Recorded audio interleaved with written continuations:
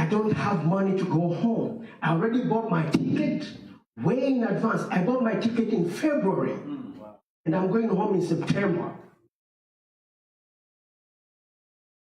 I've lost my job, and I don't want to make an excuse that I don't have money to go to Kenya. So what did I do? I got a job at Kroger, stocking. I am a certified computer analyst. I'm good at it, many years of experience. So here I am in Kroger, stocking shelves. And then what did I do? In my heart, I'm broken and torn, and I'm crying, and I'm agonizing with the situation that life has put me in. They did not give me a notice. I went to work, and they told me, your department is closed. Go home. No notice, no nothing.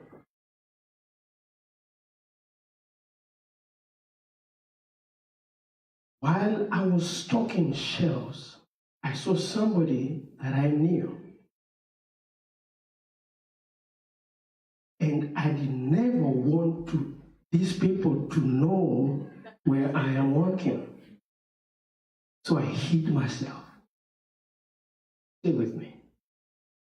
I hid myself because I was ashamed of not only the situation, but of where I am working.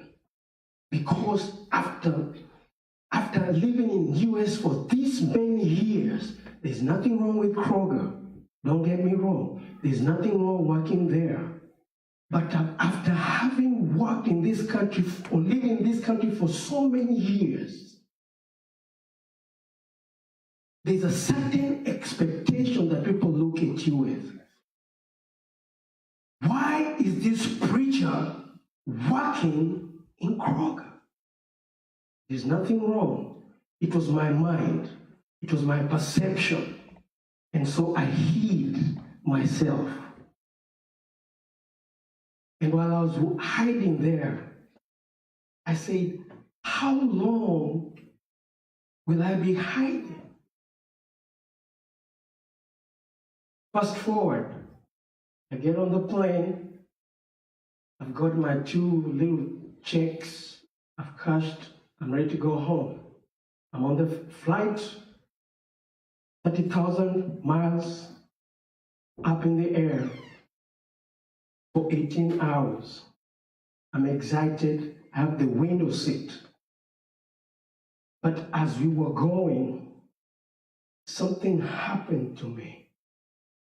All of a sudden, I started to sweat. This sermon is very personal to me. I started to sweat. Fear gripped me. I thought I was going to die. Fear gripped me. I started trembling. I've never had something like this happen to me before. I started shaking. I stood up. I went to the. I had not eaten. It's not that something was going wrong with my body. No. I went to the restroom. I threw up. I came back, removed my clothes. I asked for cold water. I started to drink. I was like, what's going on? I'm supposed to be excited going home. But there's this funny spirit that has started to torment me.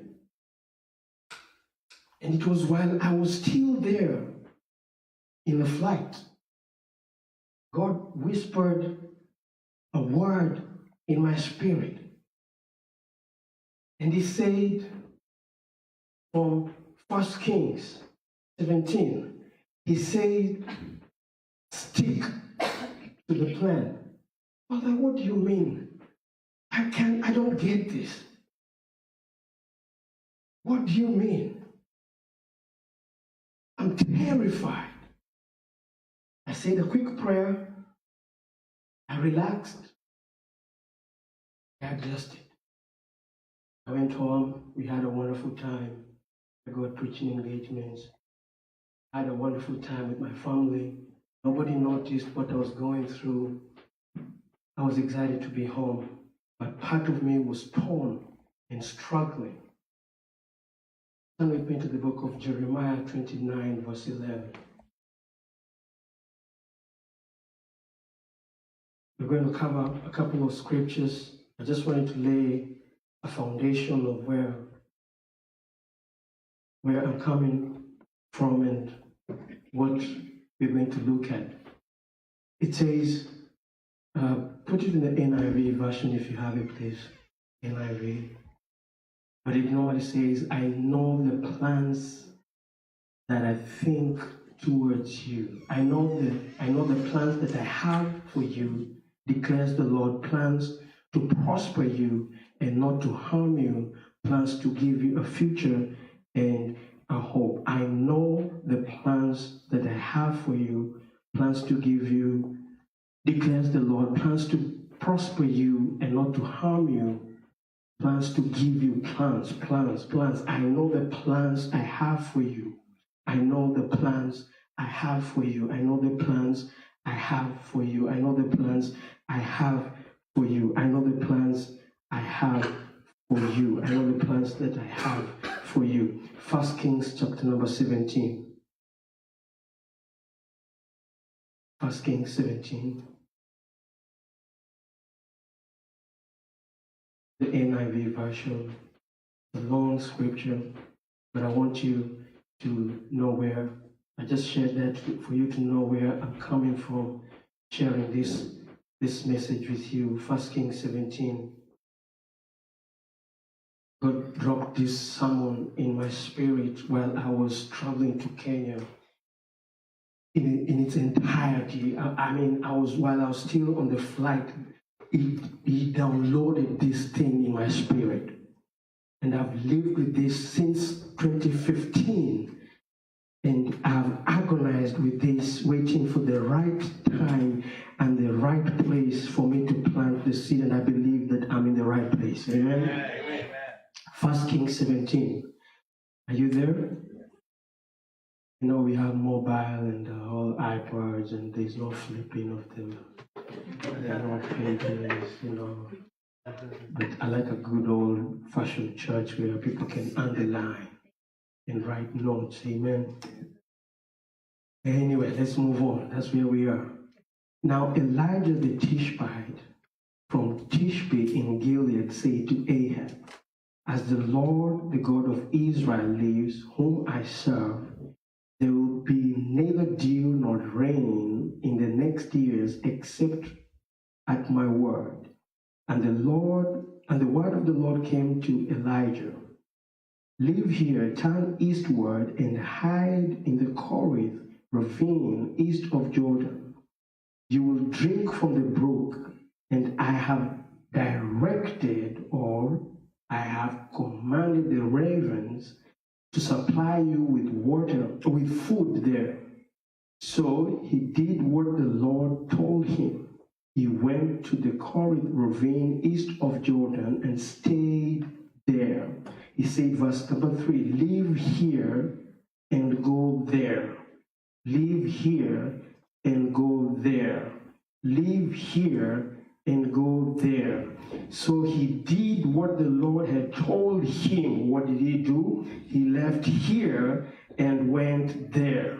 The reason why you are not experiencing what you should be experiencing is because you are still in the same place where you ought to have moved from here to there. The pastor says that there's a location that the church is eyeing for, and he wants us to pray that we move from here and we go. Amen. Are we together? Amen. So leave here and go. Yeah. Because I have commanded. So he did what the Lord told him to do. He went and stayed there. The ravens brought him bread and meat in the morning and bread and meat in the evening, and he drank from the brook. Sometime later, the brook dried up because there had been no rain in the land. Then the word of the Lord came to him, "Go at once to Zarephath in the region of Sidon, and stay there." Again, move from here and go there. "I have directed a widow there to supply you with food." So he went to Zarephath. When he came to the town gate, a widow was there gathering sticks. He called to her and said, "Would you please bring a little water in a jar so I may drink? Would you bring me a little water in a jar so I may drink?" And as she was going to get it, he called, "And bring me, please, a piece of bread." "As surely as the Lord your God lives," she replied, "I don't have any bread, only a handful of flour in a jar and a little olive oil in a jug. I am gathering a few sticks," another translation says 2 sticks, "to take home and make a meal for myself and my son, that we may eat and die." Elijah said to her, "Don't be afraid. Go home and do as you have said. But first make a small loaf of bread for me from what you have and bring it to me, and then make something for yourself and for your son. If this is what, for this is what the Lord God of Israel says, the jug of flour will not be used up, and the jug of oil will not run dry until the day the Lord ends the rain on the land." She went away and did as Elijah had told her. So there was food every day. There was food every day. There was food every day for Elijah and the woman and her family. But the jug of flour was not used up, and the jug of oil did not run dry, in keeping with the word the Lord had spoken by Elijah. Sometime later, the son of the woman who owned the house, became ill. He grew worse and finally stopped breathing. There's another translation that says a little bit different. He grew worse and what? King James Version? Someone has a King James Version? Yes. No. What about New King James?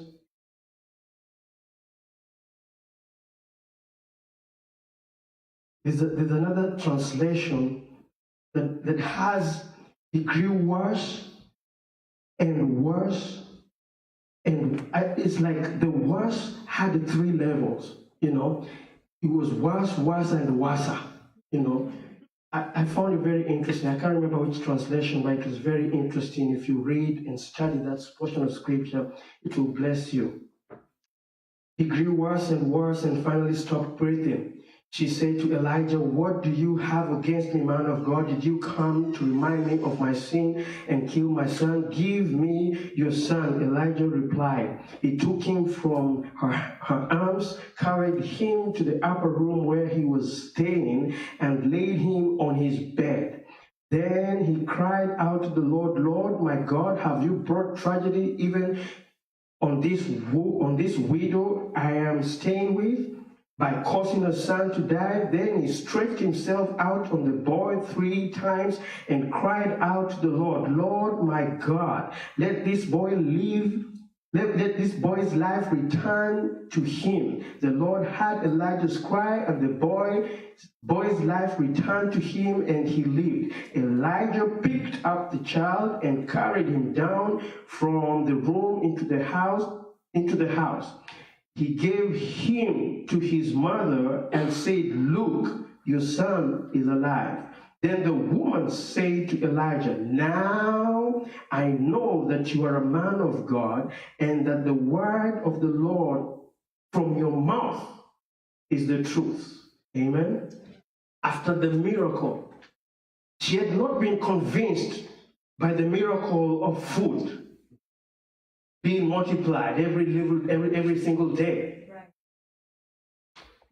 She knew later on, when something personal touched her life, she now then confessed that now I know that you're a man of God, and that the word of the Lord in your mouth is truth.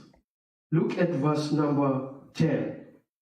So he went to Zarephath. When he came to the town gate, a widow was there gathering sticks. Underline verse number 10. So he went to Zarephath. When he came to the town gate, a widow was there gathering sticks. Verse number 13. Elijah says, don't be afraid. Go home and do as you have said. But first, make a small loaf of bread for me from what you have. Don't be afraid. Go home and do what you have said. I came here to just speak to you in a few minutes. I want you to say after me, don't be afraid. Don't be afraid. Go home and do what you have said. Now, I want you to say like you ate breakfast this morning. Don't be afraid. Don't be afraid. Go home and do as you have said. Now, let's say that one more time like we got a paycheck. Don't be afraid. Don't be afraid. Go home and do what you have said. What you have said. Verse number 10. So he went to Zarephath. When he came to the town gate, a widow was there gathering sticks. The question I want to tackle this morning is, what do you do when your expectation and your harsh realities conflict? Go home. Don't be afraid. Go home and do as you have said. The woman was there gathering sticks.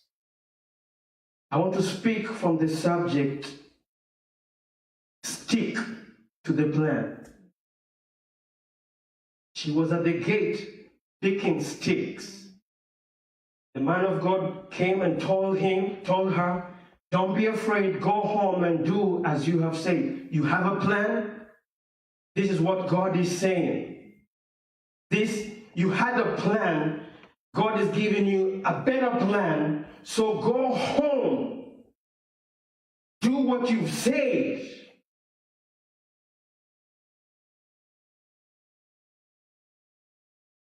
Stick to the plan. In the month of March, we started out the month of January. We started out January, people making resolutions. And probably the resolutions you had on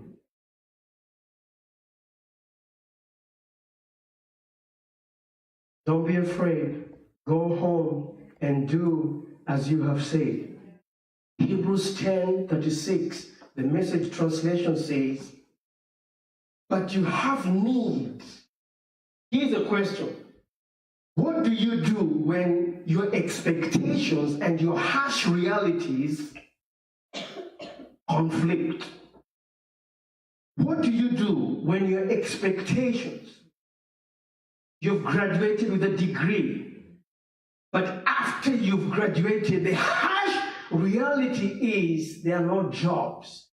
What do you do? Don't commit suicide. What do you do when your expectations, you're married, expecting to have a baby, it's been years, and you're still here? What do you do when your expectation and the harsh realities of life conflict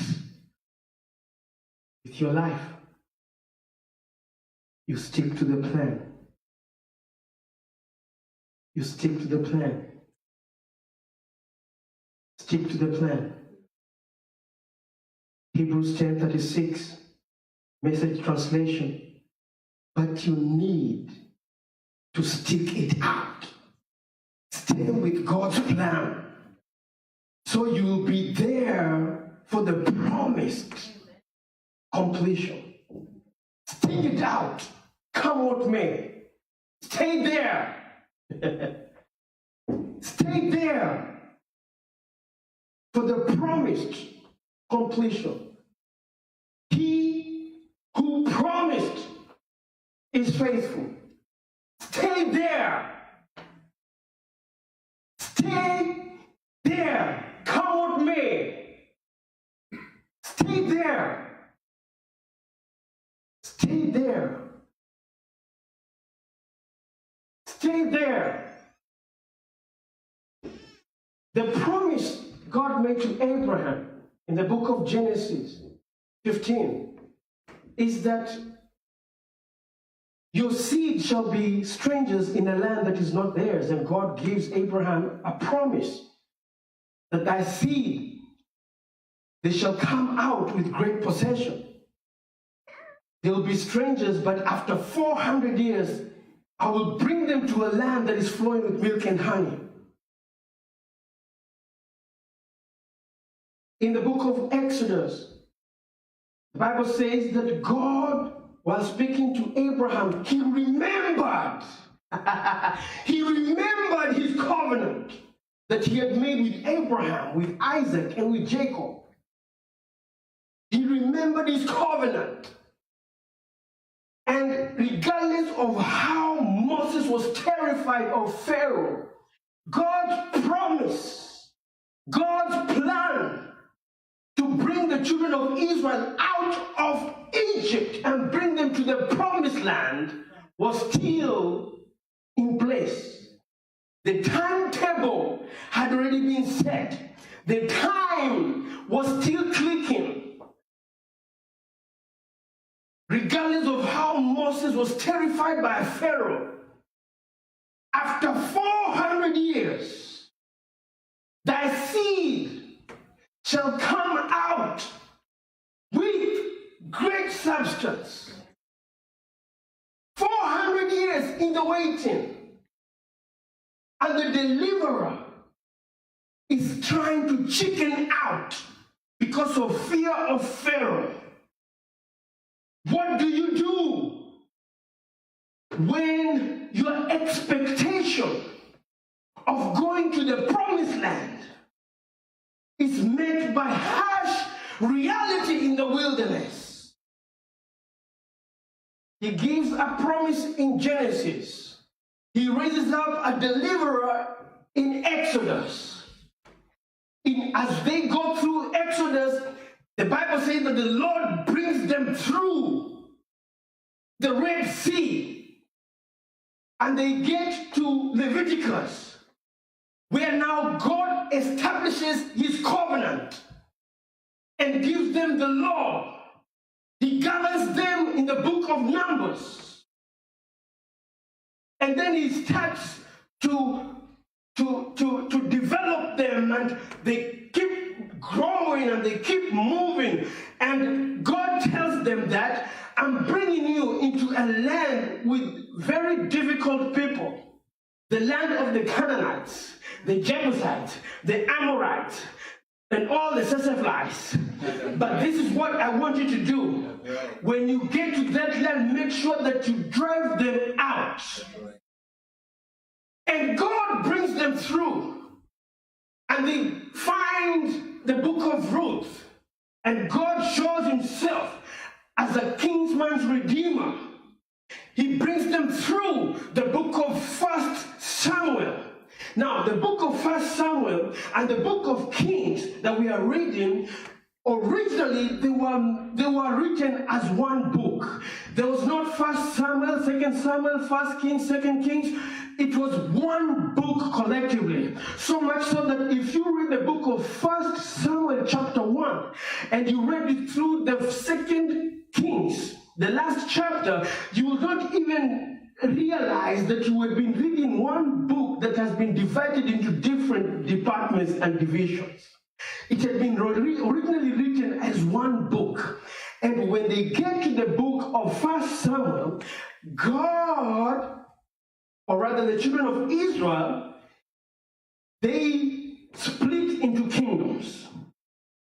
They reject the God kind of leadership where God had put religious leaders like Samuel to watch over them, because they now wanted to have kings.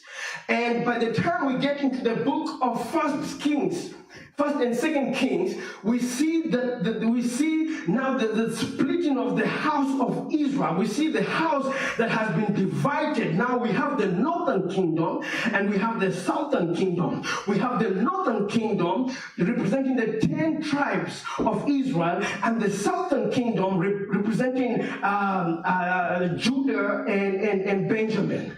So now, the portion of scripture we are reading from what has been going on in the northern kingdom. Now, in the northern kingdom, 1 Kings chapter 16, we read that the king who was in place at that time was King Ahab.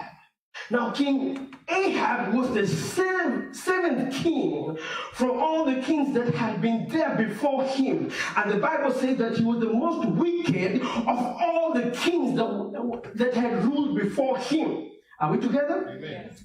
So here, Ahab has introduced some kind of worship, because Ahab has married a strange woman from the land of Sidonians. She's married Jezebel. Jezebel comes from a land where they worship Baal, they worship idols. And Ahab has brought that carnality, that demonic worship to Samaria, and it is now spreading everywhere. So now what we ought to understand is, when God brought the children of Israel to Canaan, they had been wanderers. They were just like shepherds wandering from place to place. When they came to the land of Canaan, they found farmers. They found people who tilled the land. They found vegetation that was as big like they've never seen before. And the Canaanites had been ascribing their growth, their prosperity, the growth of the vegetation. They've been ascribing all this good stuff that they had. I mean, lemon as big as this, oranges as big as my head. I mean, things were big. The Bible says when Joshua sent 2 spies, I mean, he sent some spies. The Bible says that he sent 12 and 2 of them came, 10 were corrupted. Was it 10? Just remind me. I'm not all that spiritual. Hey, the Bible says he sent spies, and 2 of them, Caleb and? It was Moses who sent. Yes. And Caleb and Joshua came with a different report. Yes. And they brought evidence. And some of them said, listen, these guys have malenge. That's right. They have potatoes that are out of this world. These guys grow sugar cane that it looks like a tree. These guys are no joke. And the giants. And they could not relate with what was going on.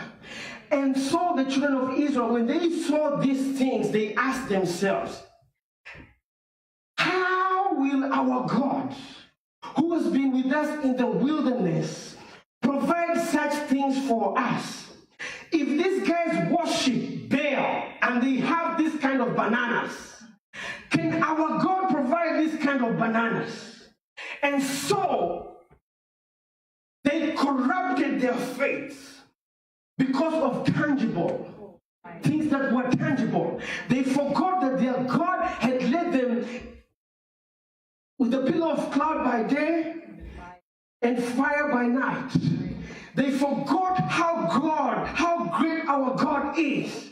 And so when they came to Canaan and they saw these things, and they had people like King Ahab corrupting their mind.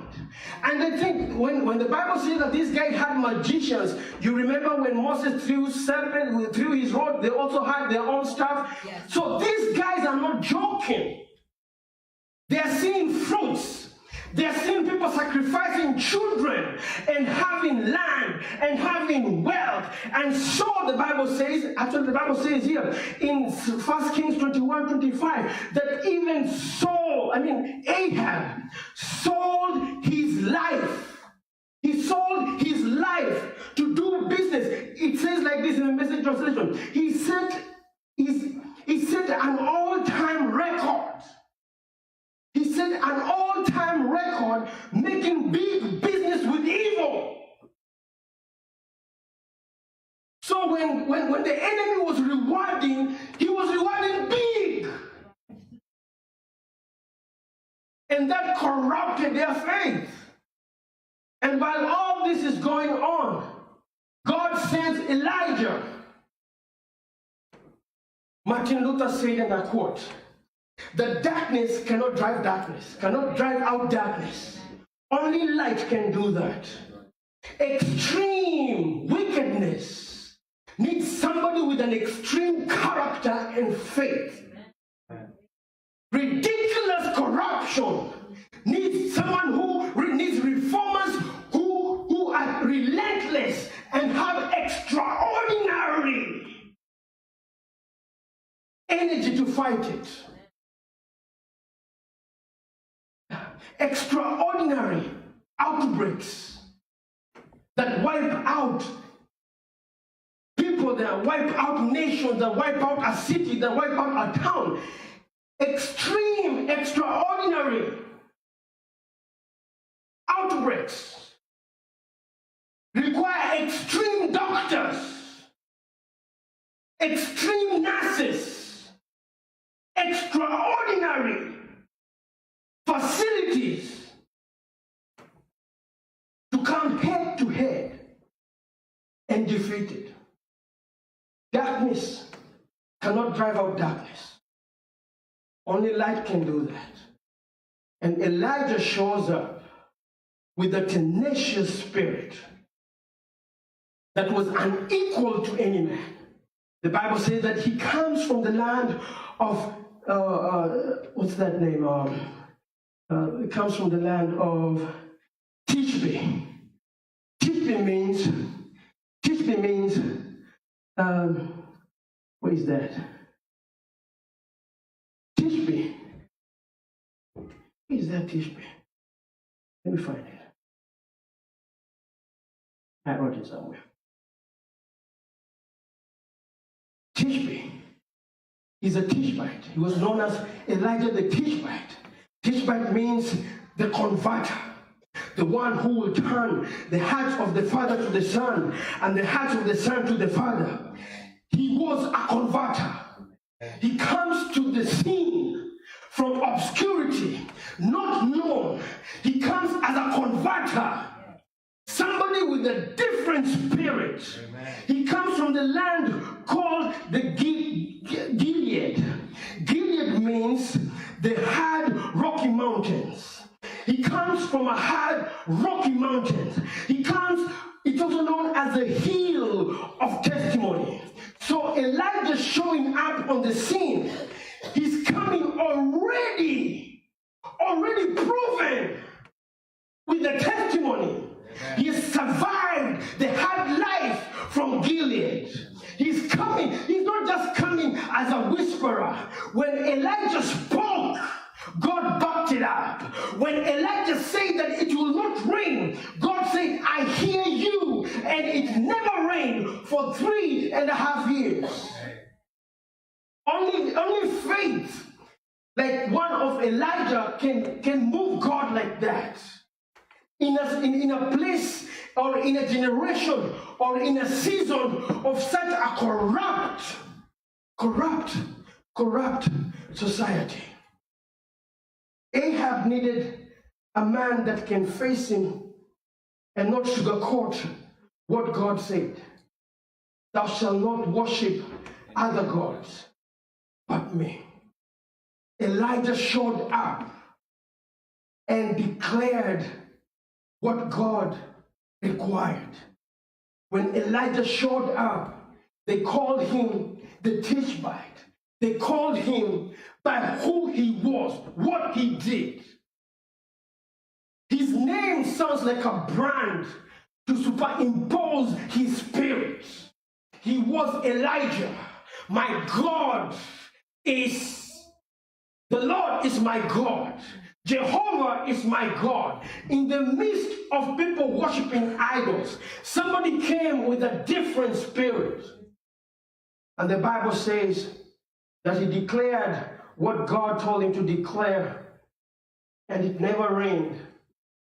And the Bible says, as soon as he delivered that word, God said, now turn eastward and go over to the brook and wait for me there.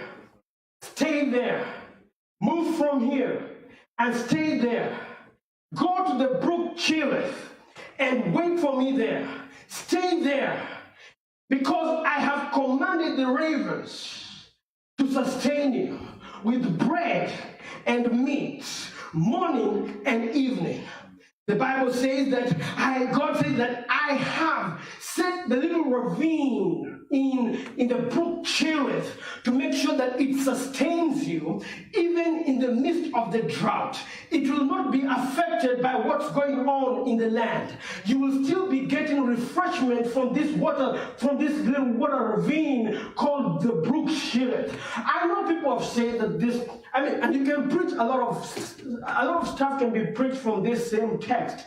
But what I believe God is saying to us is not only just wanting to hide us because we have a covenant relationship with Him, and even when we have dared to move contrary to what is against the government, because now if God does not hide Him, He will be charged with treason, because after a couple of months people will start dying, livestock will start dying. The land will not yield any crop. And now they will come and start seeking for the person who spoke against their God. And so God says that I'm going to hide you by the brook. And I'm going to ensure that the ravens will sustain you while you're there. Let me talk a little bit about the ravens. Can I do that? Amen. You're too quiet. Amen. But don't worry, I came with my own amen. Amen. Hallelujah. Amen. God says that I have commanded the ravens. I have commanded the ravens to feed you there, not here. God says that I have commanded the ravens to feed you there. You have to learn to move when God says move. Amen. Amen. We have to learn to say move when God says move. Miracles don't happen when you don't move. Only faith pleases God. Amen. Let me talk a little bit about the ravens, because it was amazing for me to see what the ravens do. The ravens are very, very crafty, clever little bags. I don't have time to cover. I have like 3 pages just about the ravens. That's for like a Bible study or something, not for Sunday service. The ravens, I have commanded the ravens of all the birds in the world. Of all the birds in the world, why did God choose the ravens? And you could be calling them the ravens or ravens. God, of all the birds of the world, He chose the ravens. He went to the sky mall and looked high and looked low, and His heart fell for the ravens. Not the hummingbird, not the cardinal, not the owl, not the robins, no, not even the woodpecker.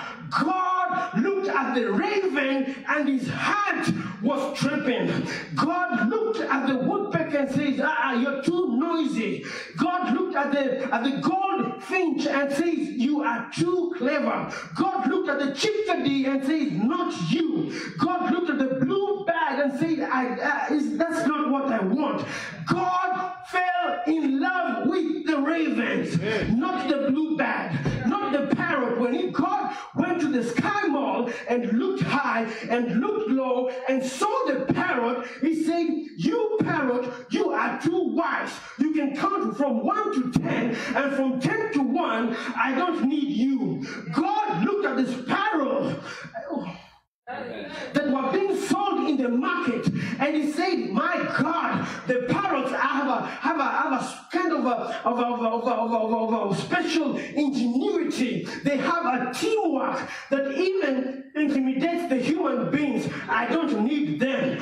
God looked at the peacock and said, you peacock, you're too extra and too flamboyant. I don't need you. He looked at the dove and said, although I know I have an assignment for you later. He went ahead and looked at the eagle and said, the eagle, you are the master of them all. I don't need you. I want that one right there. That one. That's what I want. I want that. Which one do you want? That one. Down. The chicken? No. I don't want the chicken. I want that one. Right there. That one. That's the one I want. And the man asked, are you talking about the duck? No. I'm not talking about the duck. I want that one right there. That one right there. That's the one that I want. Oh, I know what you want. Say, okay, show me. You mean the ostrich? No. I don't want the ostrich. I want that one right there. You see that one? Now you come. I think right now you can. That one right there. That one drinking water right there. That's the one that I want. That one who has his head in the trash. That's the one that I want. What is his name? He said his name is the raven. He said that's the one that I want. I want the raven. I want the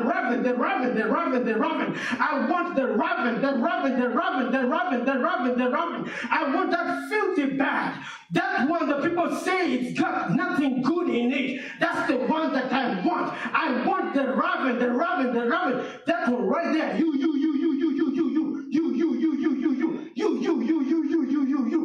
are the one that I want. You, the one that people say that you are out of character. You, the one that I've put down. You, the one that people say that you walk in the flesh all the time. You. He said, I want you. What's the name again? It's the raven. I want the raven. Give me the raven. Give me that raven. Give me that nasty looking bag. I want that person who has already lost his character. That's the one I came for. I want the raven. I want you.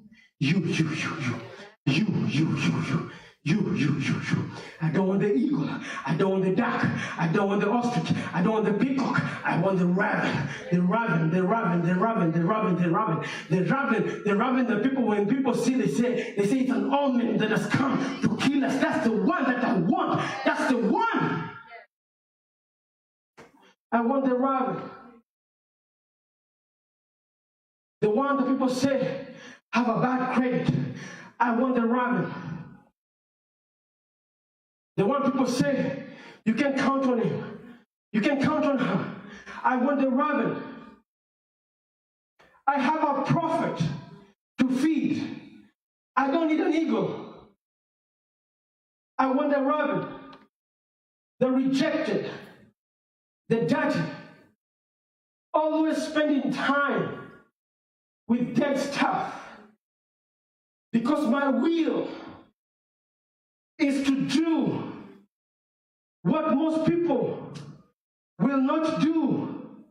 I will use the least likely to use as my vessel. Amen. I will choose what has been laid down to lift it up. I want the totally despicable, the rejected, the cast off, the one that you've been called a filthy. I want that raven is what I want. I have chosen the raven of all the birds in the world because I choose the foolish things of this world to confound the wise. I choose the weak to upset the strong. I want, catch me some ravens. The Bible says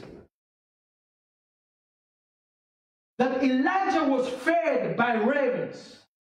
I believe because of dimension spheres and timings and what I've seen in the Bible of the equivalent of threes. I believe that Elijah, I could be wrong, I could be right, but for the sake of my faith, even if the ravens brought food for one day, that's a miracle all by itself. But I'll choose to believe that they brought Elijah food for 3 years. A total of 36 months.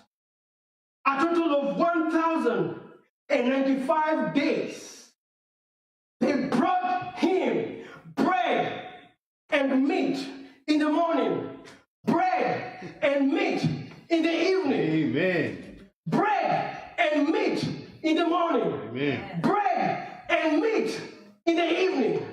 Bread and meat in the morning. Now listen, never forget this when you read this verse. Characteristically, ravens are known to be the most selfish birds in the world. The Bible says, you can even see different scriptures. One scripture says that even when the birds are forsaken by the raven, scripture says something close to that. The ravens they had better eat themselves than feed their own kids. Now think about it. They brought a meal regardless of their nature. Morning and evening. Monday, Tuesday, Wednesday, Thursday, Friday, Saturday, Sunday, Monday, Tuesday, Wednesday, Thursday, Friday, Saturday, Sunday. God never went back to remind them. Amen. Amen. But we need to be reminded to give in church. Ouch. For 1,095 days, they never called in sick. For 1,095 days, they never missed to deliver. The man of God never angered, never complained because the birds, the filthy, the rejected,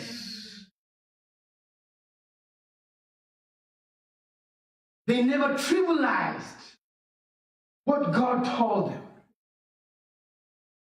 If we are to move from this facility to go to another facility, don't trivialize the command. They never missed a day. I came here to declare to you, whatever you're expecting from God will not delay. Amen. Amen. Amen. If this nature of a bird, as bad of a character, it's been classified. Never missed an appointment, never argued, never called in, never made excuses. They ganged up and brought a T-bone steak right at the feet of the man of God. I want you to know, regardless of how tough and the rocky patch you are in right now, whatever you're expecting from God, if it's in accordance to His will and plan, it will not delay. Amen. And listen, the longer it takes, have you ever expected a mail, and especially when you paid for it to arrive at a particular day and it doesn't arrive? Do you know you can sue? No, listen. If you signed and you paid, right? Do you know you can sue? It's a law. It's service. It's service. That's why the signature is very key. If I paid $35 for one day, next day shipment, it had better get there. If it doesn't, see you in court. No, it's true. And they will pay you. And you can sue them for discomfort at night. No, it's true. You can say, I was agonizing. Where was that? That was my wife's Valentine card, and I paid $35. I bought the card for $5, but I paid $35 so that it can go there. Hey! I was traumatized. Thank you. No, you Google it. It's there. It's law. How much time do I have? Time is up. So much to cover here. Okay, let me just bullet point. Number 2, the brook dried up. So why did God allow the brook to dry up if He sent me to the brook? Why am I experiencing a dry or a cut off or a lay off? If I believe God provided, if I believe God provided me with a brand new car, why is the car being repossessed? I confessed God provided. Hey, the brook dried up. Why? I'm just going to rush all this. It's because God does not want you to be comfortable in a hiding place. It's temporal. Maybe the job was to teach you, or maybe the job was to help you to develop in one way or another. And the season ended not to condemn you, but to take you to the next season. Because the brook, Cherith means cut off. God brought you to that season, that job, that relationship. And as unfortunate as things turned out, it was to develop and cut you out of things that probably you don't need. Because before you get from Cherith to go to the next level, you need a curtain. He says to Elijah, I want you to move from here. I'm missing out a lot of things that I should say. I want you to go to Zarephath. And I wonder, why would God send Elijah to Zarephath? Zarephath means the smelting workshop where they turn iron, where they put iron in hot furnace. Why is God taking Elijah to the furnace, to a dark place where people have no regard for God?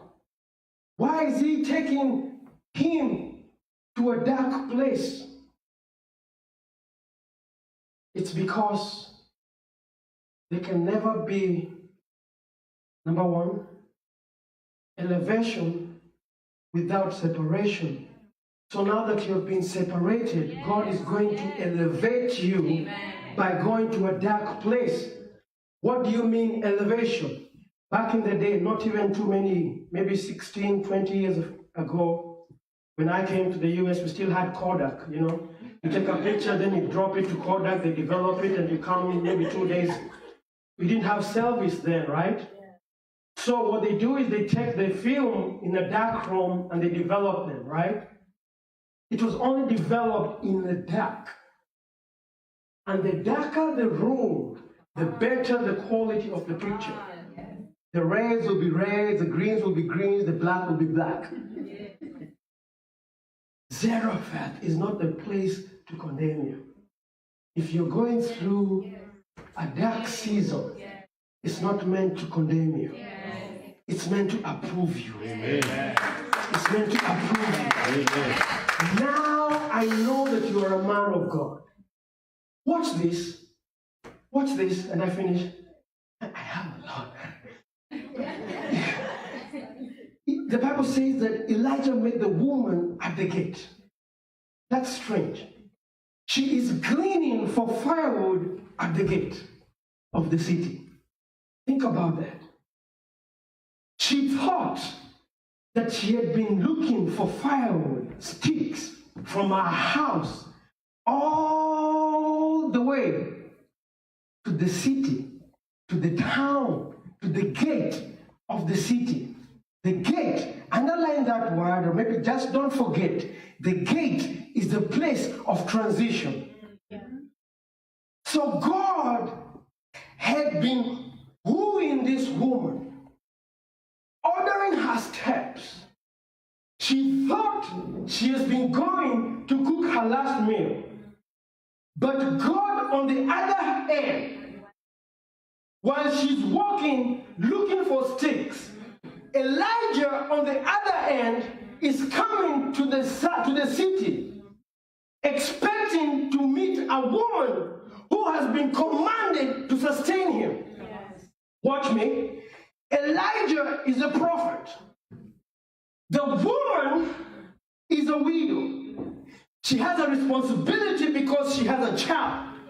The child is a boy who is a dependent. Whatever mother says, then it happens. The mother said that we're going to eat our last meal and we die. The boy had nothing to say about it. The boy is dependent. Here's my last point. Get this. The prophet is a man who has been having an experience by the brook. And God has been feeding him with one meal for 3 years. Bread, water, meat. Thanksgiving, Valentine's, anniversary, Christmas, President's Day, Black Friday. Same meal. So when God tells him, move from here, go to Zarephath, because I have commanded a woman there to sustain you. Watch this. Psychologically, this man of God, when he moves from the little ravine in the Jordan and walk all these miles to come to Zarephath, he's coming already psychologically excited that his menu for the first time is changing. So he comes with a certain expectation. So Elijah is a prophet with an expectation. The woman is going through a difficult time. Number one, she has lost a husband. Number two, she is a single mother. Number three, she has responsibilities because there is a child dependent on her. The child is a boy. Can't say nothing. The child represents untapped potential. Never been used. It's ripe.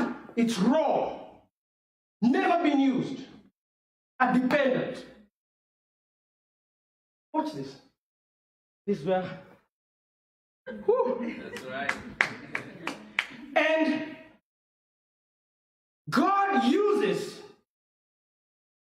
a difficult situation, navigates this woman. She thinks she's picking up sticks. She thinks she's gleaning on sticks. Right. But God knows that if I don't use the sticks to get her, watch this, if I don't use this woman to have an appetite, if I don't get this woman to have an appetite, she will stay here and die. So what I'm going to do is, I'm going to stir her spirit to hunger for food and stir her up to ensure that she gets up. I'm going to make sure that the baby cries for food so that she can get out of her comfort zone. The place where she has already declared that I'm good as dead. Watch this. God already had a better plan than what she had for herself. And they come and they meet. Elijah expecting. The woman going through a difficult. The question we started with. Harsh reality. What do we do when expectation and harsh realities collide? Number one, never forget this. The answer, how many see the answer? The answer, what do? You stick to the plan, but that's not right it. Listen. Elijah is expectation.